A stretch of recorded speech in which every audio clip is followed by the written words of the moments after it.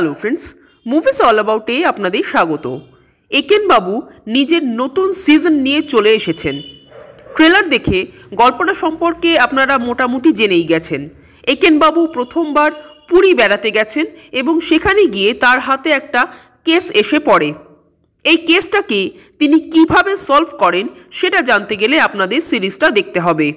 দেখুন, আমি আমার কথা বলতে পারি যে একেনবাবু সিরিজ আমার ব্যক্তিগতভাবে বেশ পছন্দের, যদিও সিরিজে বিস্তর ভুলভ্রান্তি থাকে, যেটা এবারের সিজনেও রয়েছে।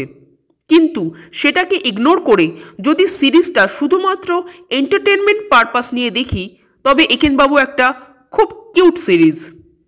এবার যদি আসি নেগেটিভ পয়েন্টের কথায়, তো তিনটে জিনিস ভীষণ চোখে লাগলো।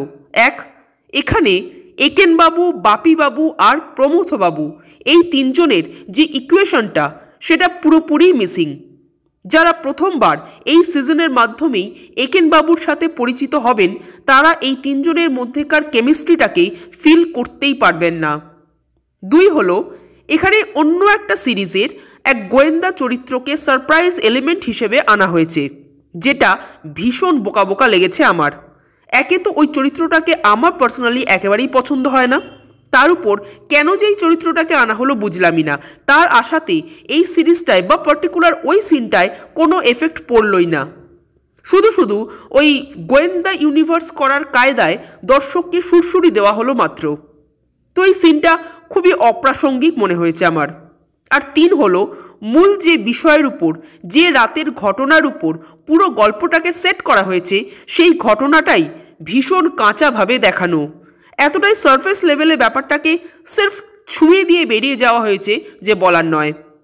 গল্পের কথা যদি বলি, তো এই সিরিজের গল্প এক নয় বরং একাধিক মুভির গল্প থেকে ঝাপা, যে মুভিগুলো মানুষ বহুবার দেখে ফেলেওছেন। এছাড়া সিরিজটায় বিস্তর গলদ আছে। একেনবাবুকে রাতের অন্ধকারে একজন মেরে মাথা ফাটিয়ে দিচ্ছেন, অথচ সেটা কে কিভাবে করলো তার কোনো বর্ণনা নেই। দর্শক যদিও বুঝতে পারবেন কে করলো, কিন্তু সেখানেও প্রচুর গাফিলতি রয়েছে। যাদের নিয়ে গল্প তাদের পারস্পরিক সম্পর্কের মধ্যে পরিচ্ছন্নতার অভাব। হসপিটালে যে যখন পারছে যেখানে সেখানে চলে যাচ্ছে, কোনো বাধা নিষেধ নেই। আর খুনগুলো তো এমনভাবে হচ্ছে যেন খুন করা ভীষণ সোজা, আর মানুষ পান থেকে চুন খসলেই যেন খুন করে। সর্বোপরি এই সিরিজটার মেকিংটা এতটাই ছেলে মানুষিতে ভর্তি, দেখলে মনে হবে কোনো নতুন প্রোডাকশন টিম এই সিরিজটা বানাচ্ছেন।